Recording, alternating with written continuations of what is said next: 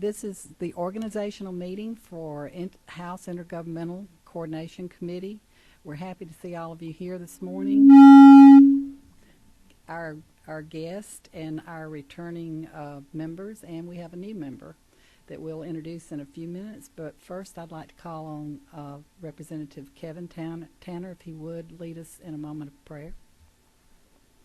Most gracious and kind Heavenly Father, Lord, as we come to you, God, at the start of this day, Lord, we pray your blessings on this committee, its work, Lord, its members, our chair lady, Lord, that you might guide our decisions that we make, Lord, as we move out throughout this session.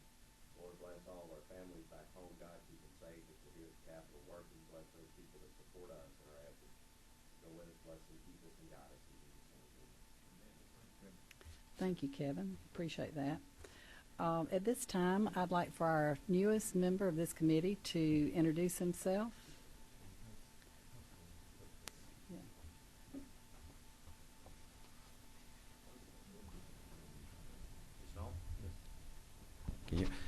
Hey, my name is John Corbett. I'm a representative from District 174, South Georgia, which is part of Lowndes County, all of Eccles, all of Clinch, part of Ware, most of Charlton, and a little bit of Camden.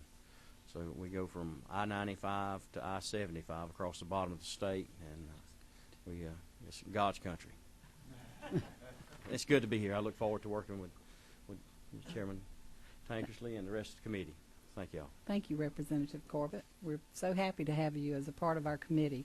We're going to move right along because we do have a rather ambitious agenda this morning, but our first order of business is to review and adopt our committee rules so that we can be effective in taking care of the bills that come our way.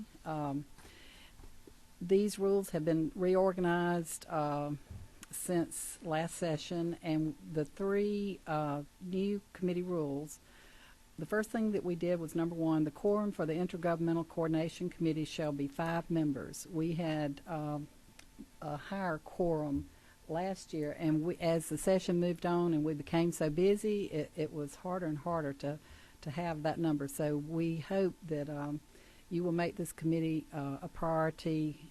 And I know that there are times that you must be in another committee for a vote, but that is the first change that we have. If you'll go to page 2, rule number 19. Last year we had some issues that we had to take care of, but this rule simply says all House local delegations who elect a chairman must select a House member. No joint delegation rules will be accepted. Delegation rules must be submitted once within the deadline established by the committee chair, and this year our deadline for House delegation rules is February the 2nd. Unless you have a vacancy, and I know there are a couple of runoff elections that will take place next week, delegation rules may not be resubmitted until the following legislative year. And then if you'll go to page 3, rule number 23, any legislation coming before the committee that proposes the incorporation of a new municipality shall be considered only if determined economically viable by the chairman and or committee. The bill or resolution must be in accordance to the Georgia Code that's there and introduced during the first year of the biennium. If such bill or resolution does not receive a favorable recommendation or found unsustainable, a study of the bill shall be made and a report submitted for the committee's consideration by the Carl Vinson Institute of Government or the Andrew Young School of Policy Studies. And those are the only changes that we have in our committee rules this year. As I said, they've been somewhat just reorganized to try to group together what goes together. At this time, I would entertain any questions or motions.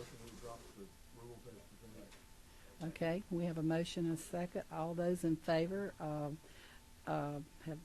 say aye, and those opposed, no. Thank you. The committee rules are approved. And because we are so limited on time, I do want to move into our local legislative process. Our first speaker will be Leo, and he's going to speak to us for just a few minutes about the guidelines for introducing local bills. Cool. Thank you, Madam Chair, and good morning, members of the committee. It's an honor to be with you again, and my name is Leo Chansey, and I'm a policy analyst for the House Budget and Research Office. In addition to intergovernmental coordination, I also serve on the Energy, Utilities, and Telecommunications Committee, Interstate Cooperations, as well as Small Business Development. Also with us is our legislative aide, Max Doss, and he is serving for his second session. And Jeremy Airy with Legislative Council is here as well. And Max and I are also located in 401 of the Capitol if any of you need any assistance with anything. So I'd like to begin with the guidelines for introducing local bills. Committee members, they're found in your packet. And if anyone else or new member would like a copy, I'd be glad to give it to you after the meeting.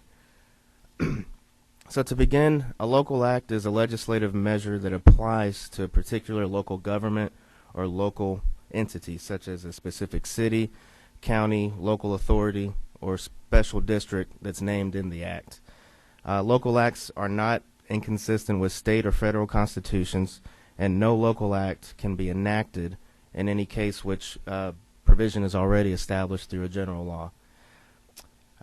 Georgia Constitution Article 9 defines home rule, which grants legislative authority to counties, municipalities, or any combination thereof, whether it's to change city boundaries, alter forms of local government, create local authorities, and make other changes that apply to that local political subdivision. The first step is to develop the issue to be the subject of the proposed legislation. And you want to include your discussion from your local authority as well. This is typically done with a unanimous resolution, a letter, or even minutes of a meeting that was established back at home with your local municipality or county. The next is to run a notice of intention to introduce your local legislation, or also known as your legal advertisement in the county legal organ. Before the bill is introduced, this notice must be advertised once in the newspaper in which the sheriff does his legal advertisements. It cannot be advertised more than 60 days prior to session. That's one rule. You want to keep that in mind, at which the bill will be introduced. Now, if it's advertised during session, then it has to be ran at least once the week prior to the bill being introduced. So basically, if the ad is ran on Tuesday, then you have to let it run that whole week until it can be introduced again the following Monday. And, of course, Legislative Council does a great service, and they can provide the wording for the advertisement for you. And your city attorney or county attorney may place it and have it ran in the newspaper for you as well. Step 3 is to take your concept to Legislative Council to be drafted into bill form. And you would also want to send a copy of this back at home to your local government so that the city attorneys or county attorneys can review and also come into agreement with you. Then provide a copy of the advertisement to Legislative Council and attach the affidavit, which is required on all local bills. And the affidavit can also be devised by Legislative Council. So once the bill is introduced and assigned to committee, local delegation rules must be observed if any have been adopted, or the bill will not be processed until such compliance is in order. So each legislative delegation from a city or county may set its own majority requirements, such as 2/3 or 3/4 members who must sign the bill in order to have it favorably reported. Now, if there are no delegation rules, then all eligible members who represent wholly or partially of that political subdivision must sign the bill. And this is, of course, under House Rule 18. Then our process begins with checking for dates, making sure the advertisement was ran in the correct newspaper, subject eligibility, compliance with local delegation rules, and so on. So if everything is in order, then the local bill is signed by Madam Chair Tankersley, and we report this to the clerk's office on the local legislative calendar. Now, once it's reported to the clerk's office, the calendar then is moved to the House floor the next legislative day for a House vote. So many local bills have the support of a majority of the representatives or senators of any city or county affected by the local act. And I just wanted to talk about local courtesy for a second. It is a tradition of the General Assembly. The idea behind local courtesy is that when a legislative delegation from a city or county agrees on a local bill, the other chamber members who don't represent that subdivision will defer to the judgment of the delegation and support the bill. Now, this is only a custom in the General Assembly and is not provided for the rules by the House or the Senate. And one final rule to keep in mind is House Rule 50, which states any bill or resolution relating to or affecting political partisanship of any elected office, state revenues, general taxation, parimutuel wagering, alcoholic beverages, water resources, or hazardous waste shall be treated as a general bill. And those bills will typically come before the committee for a vote and then have to proceed to the Rules Committee and then to the House floor. So, Madam Chair, I'll end right there. And if there are any questions, please feel free to see me after the meeting. Thank you, Leo. Leo always makes himself available, and he is very knowledgeable about our local legislative process. I encourage you to seek out his guidance when you need it. Next on our agenda, we have Susan Moore. She's General Counsel for the Georgia Municipal Association, and we'll call on her at this time to speak to us on municipal and annexation bills. Good morning. If y'all don't mind, I'm just going to stand here so I can see all of your faces and if you have any questions. Excuse me, would you please go to the mic? Thank you, I would appreciate it. It will be. Thank you. Good morning. Just to follow up on what Leo said, for home rule, municipalities can do a lot of things to their charter by home rule, but there are some things they absolutely have to come back to you for, changing their form of government, changing the number of council members, changing appointment and vacancy provisions, and continuation in office. So those are the kind of things they will often come to you about, going from 5 to 7 members. There are other things they can change pursuant to the home rule power that you've given them statutorily. I was asked to speak today largely on annexation and just to cover some of the basics of annexation. I'd like to also point out that we have a very comprehensive publication on our website if you're interested in more information, and I'm always available. Annexation is typically handled in 4 different ways. There's 100% method of annexation, there's the 60% method of annexation, there's resolution and referendum, and there is local act of the General Assembly. The vast majority of annexations are done by the 100% method.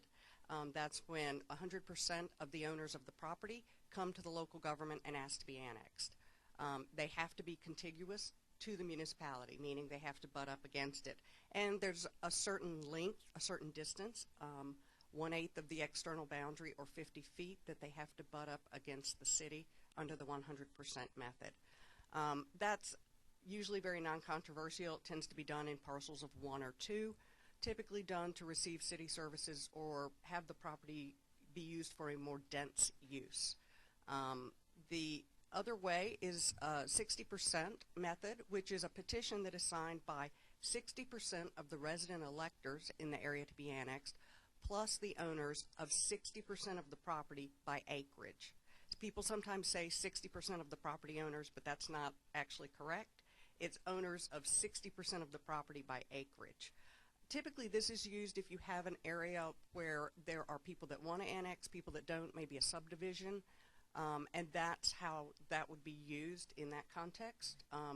So you have to get 60%, then validate the signatures, then it's adopted by ordinance, just like under the 100% method. Resolution and referendum is actually extremely rarely used. One of the last ones I recall was up in Roswell. They did a very large one. The local government passes a resolution setting out the area to be annexed. They have to produce a report on extension of services to that area, showing how they're going to pay for those services, timetable for extending services. There is a report, there's a public hearing, and then there is a referendum of that area as to whether they want to be annexed or not. A majority of those voting that day carry the day. Then there's local act of the General Assembly, which you are quite likely to see. Of course, annexation is a plenary power of the General Assembly, and you can do a lot of different things with annexation. We often see local act annexation for economic development projects. When somebody wants to receive particularly water and sewer services, and they may be down a road or not completely contiguous to the municipality, and there's a desire to extend services for economic development. There is a referendum required when the number of residents in the area exceeds 3% of the existing city population, or 500 people. So there is usually a referendum requirement in those instances. But a lot of times local act is going to be undeveloped property that's done as part of an economic development project. Typically the city and county are going to be in agreement before they come to you on this. It doesn't actually even have to abut to the city. It could be distant. That's usually discouraged for service delivery reasons, but it can happen. De-annexation is handled through the 100% method. Again, a property owner, 100% of the property owners come and ask to be de-annexed. That cannot create an unincorporated island. And an unincorporated island is when you have an area that is surrounded entirely by one or more cities. And so I think, having been from Lowndes County, you may be familiar with Remerton, which is entirely surrounded by Valdosta. It's actually a city within a city, so it's not an island. But there are not supposed to be unincorporated islands created. They were outlawed in 1991. And so there are some islands that pre-existed that date, and the municipal government can take in those islands in part or in whole by giving notice to the property owner and passing an ordinance. That's how that's done. They tend to be somewhat skittish about that because they don't want to bring into the city people that don't want to be in the city. They have people get upset, and then they have a habit of running for council. So that's not something they're typically going to want to do, is bring in people who don't want to be in the city. There are requirements in the law about when taxes apply. Typically property taxes are going to be for December 31st of the year in which the annexation occurs. However, if there is an independent school system and the property is used for commercial purposes, there is an additional year before that comes onto the rolls. And that's a recognition that that is a more significant shift of resources. But we only have 21 independent school systems, and those types of annexations are relatively rare. So that covers the basics of annexation. If y'all have any questions, again, I'm happy to answer them, and I'm always available. The chair lady has my business cards, and I'm happy to be of service at any time. Susan, I appreciate that. Do we have any questions that you'd like to ask now? Okay.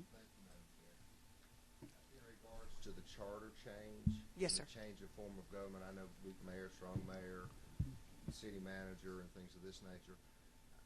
Is it your legal opinion that if the change in a city manager form of government from a mayor form of government, would you say it's a change of government, therefore a charter change is needed?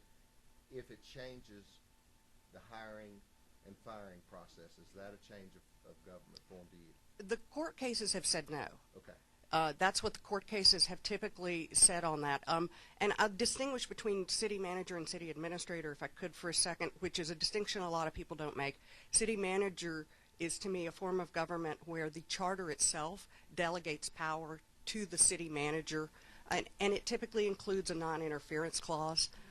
It's to ensure that the council is involved in the policy making and that the manager is the one running day-to-day operations. City administrator is one where typically the charter doesn't provide for it, but the mayor and council can delegate some of their power to an administrative official, but that is a delegation from them that they could certainly take back at any time. So if the original charter 25 years ago laid out city manager that had never been hired, it doesn't discuss the duties of that city manager. Right. Is it your opinion that needs a charter change or not? I don't think it does, in that it has it in there. I don't think that that is probably the best way to have set that up from the beginning. It's inefficient.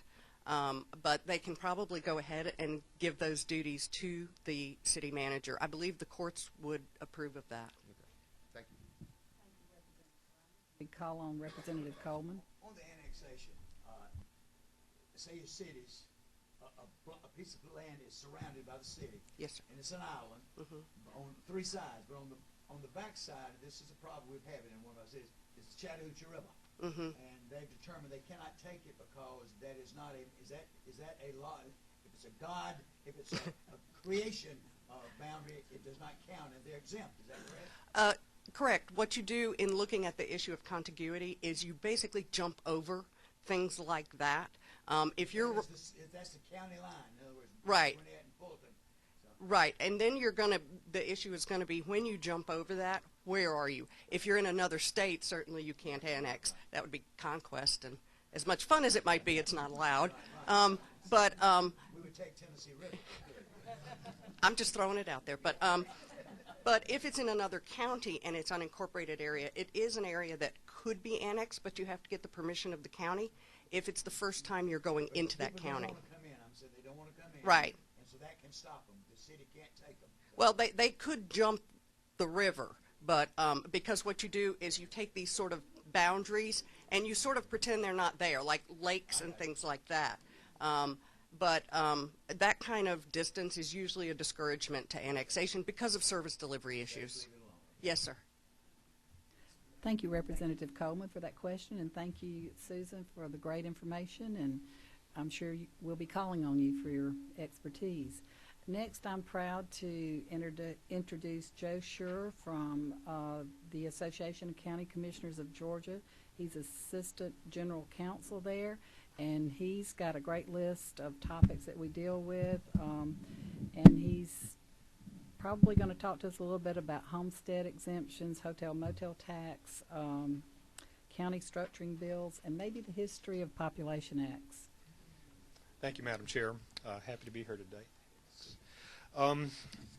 A couple of notes before I jump into this, and this is something, it's going to sound facetious, and I don't mean it. I mean this from the bottom of my heart. When we used to conduct in Athens the newly elected sessions for the members of the General Assembly, this was always part of the very first thing I had to say when talking about local bills.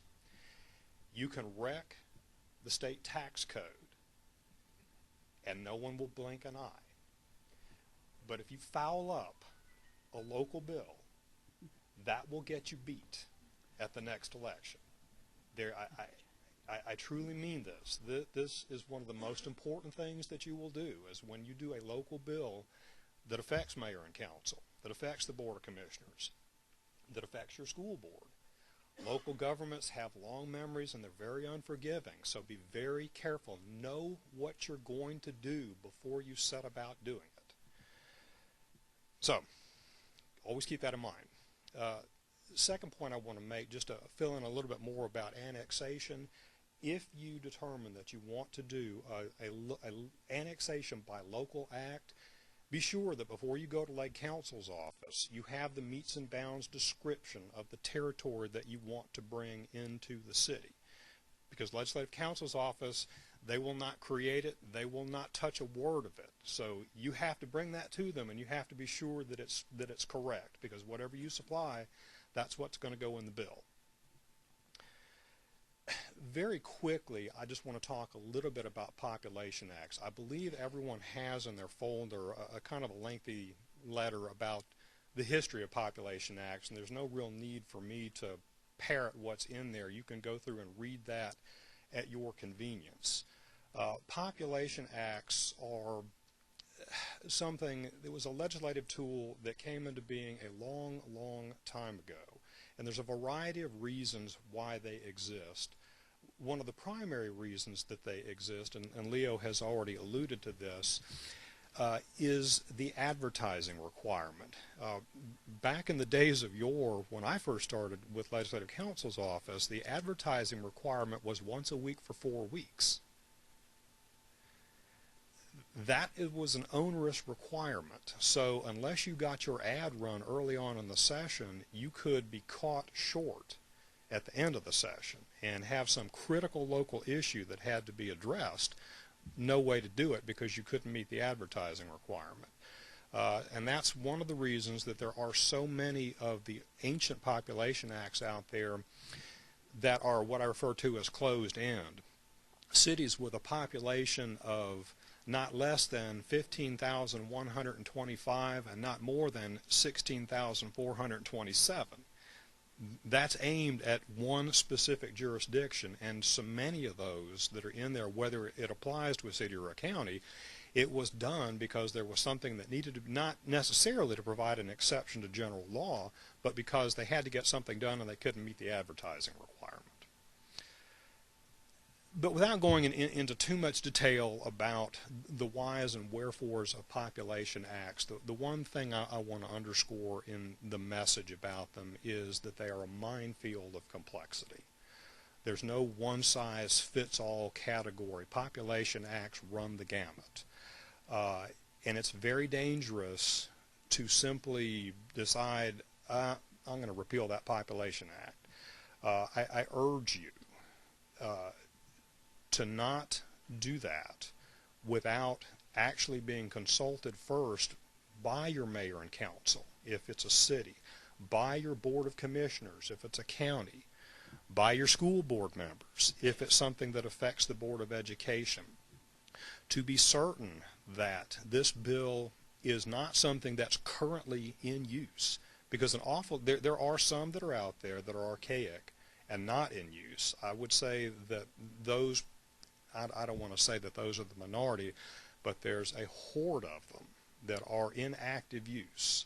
So simply pulling the plug on that, can wreak havoc locally. So I urge you to talk to local government first before you entertain the idea of repealing a Population Act. That having been said, given that that's one of the primary reasons that you wanted me here was to talk about those, do you want me to stop for questions on these now or move into some of the other topics? We could entertain questions. Madam Chair, however you would rather handle it. I mean, I'll just go into the rest of the spiel if you want. Do we have any questions from committee members about Population Acts or the repeal of Population Acts? Some folks have said that they were unconstitutional. Did you address that? Yes. Beauty is in the eye of the beholder, and in all likelihood there are probably a lot of them that are unconstitutional. There's a string of Georgia Supreme Court cases that outline a multi-pronged test for determining whether or not a Population Act is in fact unconstitutional. But that's applied on a case-by-case basis, so you can't simply open the code book and find a codified Population Act and just say, oh, that's unconstitutional because it's a Population Act. Not necessarily so. If a court were to apply the multi-pronged test to it, a appellate court of last resort could make that judgment, but nobody else could do so.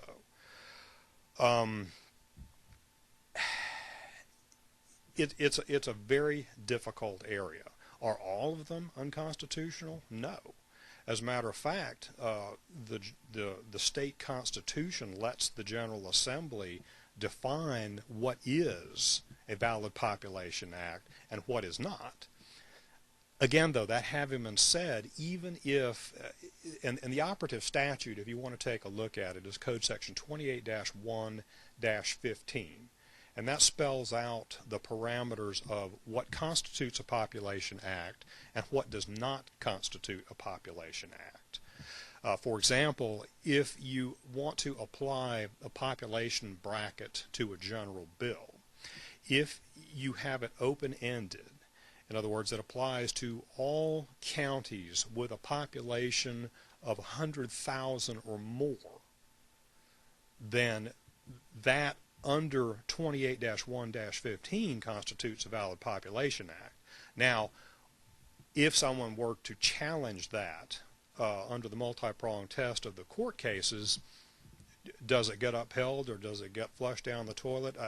I don't know. That's hard to say. But the General Assembly does have discretion under the Constitution to describe what is and what is not a population bill or population act. Members have any questions about that? And in addition to this great paper that you prepared for us, do you also have this on the website for? Yes, Madam Chair. Not only, there's a fairly lengthy book that I have prepared that I keep current every year, which is a description of all the population acts that are still out there.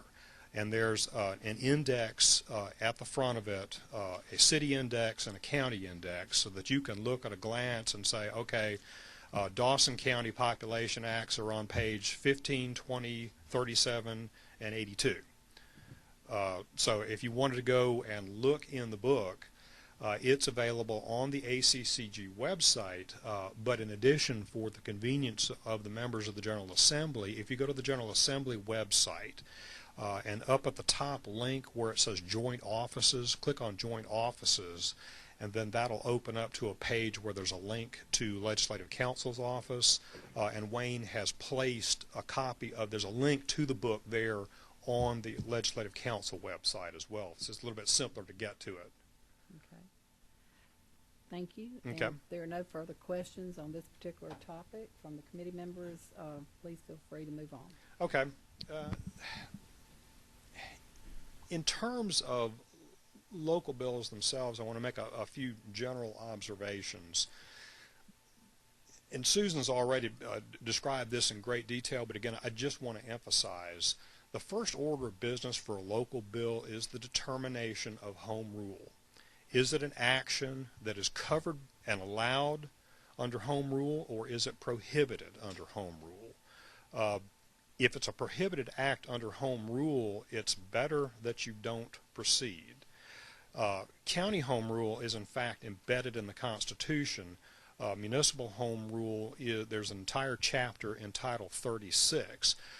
But just to give you an idea of the seriousness with which the courts treat home rule, your local act is invalid if it infringes on home rule. So that's the first order of business. And when you go to Legislative Counsel's office to request that a local bill be drafted, that's going to be one of the first things they tell you. Well, you know, this is an act that really mayor and council need to take care of by home rule, or the Board of Commissioners needs to do this by home rule ordinance. Now, they'll still go ahead and do the bill if, nonetheless, I mean, it's not, they're not the bill police. ACCG is not the bill police. GMA is not the bill police. You know, the General Assembly has the plenary authority to introduce a local bill on whatever topic it wishes. But infringing on home rule power is a constitutional problem. So make sure that you've got that question answered with certainty before you proceed to the next stages of getting a bill drafted. A word about advertising, and again, this is something that Leo alluded to. There's an art to drafting a legal ad, and it requires a lot of thought on the part of the members in terms of what is your goal when you draft a local bill. There's really two ways to do a local ad. You can do it very broadly, or you can do it very narrowly. The local ad defines the universe of your local bill. You cannot put anything in your local bill that's not covered by the ad. Now, the reverse is not true. You can put stuff in the local ad that's not necessarily in the bill, but you have to be very careful about what it is you want to accomplish. If you run an advertisement to do a bill to amend the charter of the city of X to change the powers of the county manager, that's it. You can't then also include in that local bill changing the quorum of the city council. What you would end up having to do is either do a separate bill that simply addressed that, or what I would recommend, and I'll explain why there's kind of an art to drafting these things and to the thought that goes into them, is at session's beginning, simply, the courts have ruled that it is sufficient constitutional notice, a bill to amend the charter of the city of Madison and for other purposes, as long as it's got the Georgia law citation in there. That is sufficient to cover any amendment to the charter. Now, is that a good thing to do, or is it a bad thing to do? There's not a right or wrong answer to that. It kind of depends on what your goal is. If, for example, you want to make sure that if something else happens towards the latter part of the session, once your bill gets over to the Senate, and you want to have the flexibility to have something else added to your bill amending the city charter, then if you have a sufficiently broad local ad, you can do it. However, you might have the opposite goal. It may well be that you don't want anybody to lift a finger and touch that charter amendment. The only thing you want in there is simply changing the powers of the county manager. Then you would, by design, craft the local ad so that that's all that would be permitted. That stops shenanigans in the other chamber. You know, if that's what you want. Like I said, there's not a right or wrong answer. You just sort of have to think about what is it that you want to accomplish with your local measure. Let me get off that. I know I'm harping a little bit too much on that. Specific types of local bills. Homestead exemptions. Oh. Representative Ronders, please do. On the home rule, I've seen situations where under a previous city manager 10 years ago wasn't home rule to move an authority under the guise of a city or a county, and now this one says 10 years later, but nothing's really changed. How do we as legislators really know? Because most of them are going to be predisposed to say it's home rule, and they're written, as you know, fairly broadly sometimes. I don't know what that means. Talk to your lawyer. He will tell you whether it's Jeremy or whether it's any other lawyer in legislative counsel's office, they're all very well versed about what would constitute a violation of home rule, what would infringe upon a city or county's home rule power, or what would not. And that's going to be the first, when you describe to them the local bill that you have in mind, they're going to tell you that as a matter of course. So you'll have that information at the outset. And the second thing is, as it relates to the legal ad, especially as it deals with finance, supposing for the moment the legal ad said for the purposes of providing ambulance, but the fees you're raising really only goes towards 20% of the total cost, the other 80% is going to general fund. I guess the question is, how specific does the legal ad have to be in terms of finance and what you're really using those funds for? For something like that, I would deliberately fuzzy up the ad to make sure that you don't run into a problem. I mean, that's a little. I'd almost have to see the wording to really give you some advice there, but that would be one of those cases where I would recommend less precise wording so that the question doesn't arise. And Madam Chair, and this actually came up, if you're saying it's going to help the children, but really only 10% of the money you're raising is to help the children, that's a little too fuzzy. Yes, that's a little too fuzzy. Okay. Thank you. Thank you, Representative Ronders. Homestead exemptions. This is one that will get you in trouble. The first point I want to make about homestead exemptions is the term is a misnomer. It doesn't really exempt anything. Mayor and council have a budget, and they have a bottom line. The chair and members of the Board of Commissioners have a budget, and they have a bottom line. The school board has a budget, and they have a bottom line.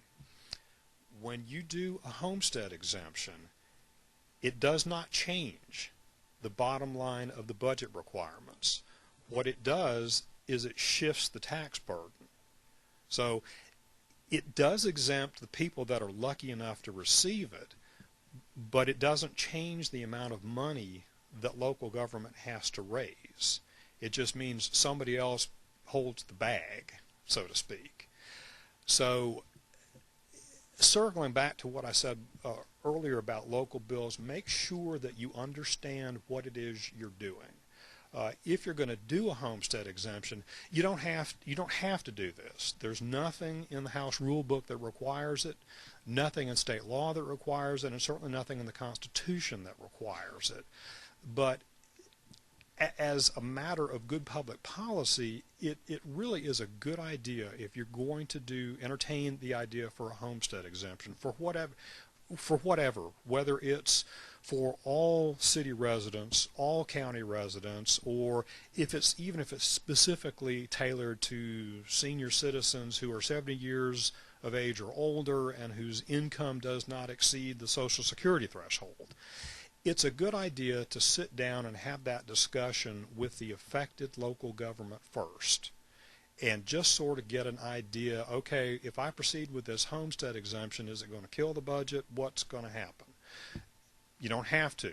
Nobody's forcing you to, but it's probably a good idea just so that you sort of insulate yourself from any attack or criticism from local government, and that you know what you're doing. You're going into this with your eyes open in terms of what the budget effect is going to be. There's some special enactment requirements that apply to homestead exemptions. The General Assembly has direct constitutional authority to do local bills that provide for homestead exemptions. These local bills also are a direct exception to the revenue bill restriction, in that senators have equal authority with members of the House to introduce homestead exemptions. It's the only revenue bill that senators can introduce. A local homestead, a general law homestead exemption, if you're going to do this on a statewide basis, it requires a 2/3 vote of the entire General Assembly and an approval in a statewide referendum.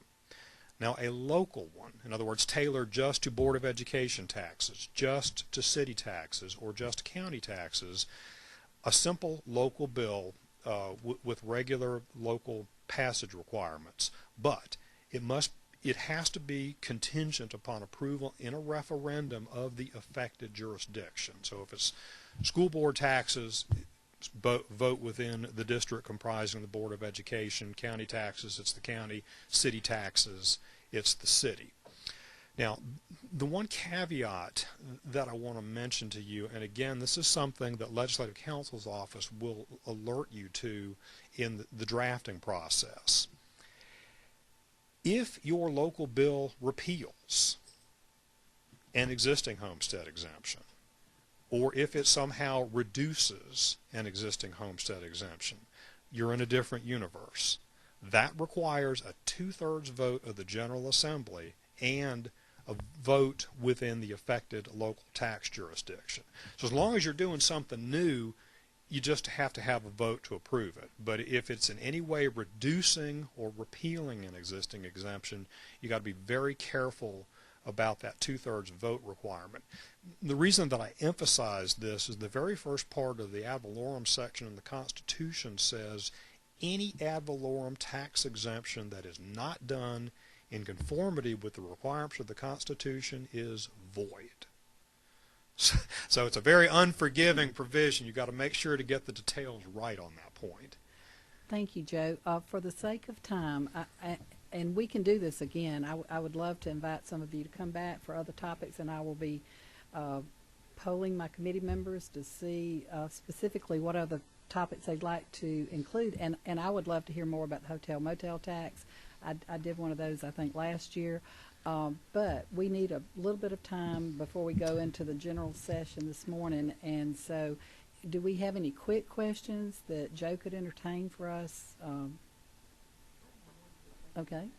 Patty? Representative Bentley.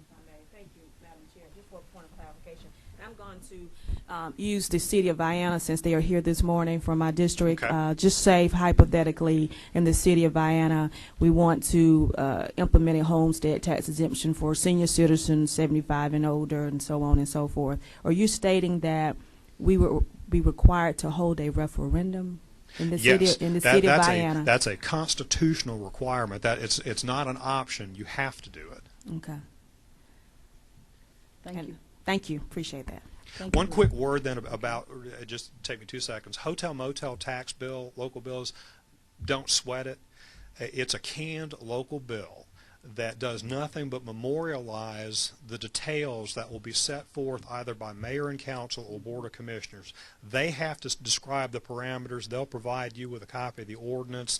The local bill simply incorporates that ordinance by reference. Thank you so much. I appreciate your being here today, and Susan, and your comments, Leo.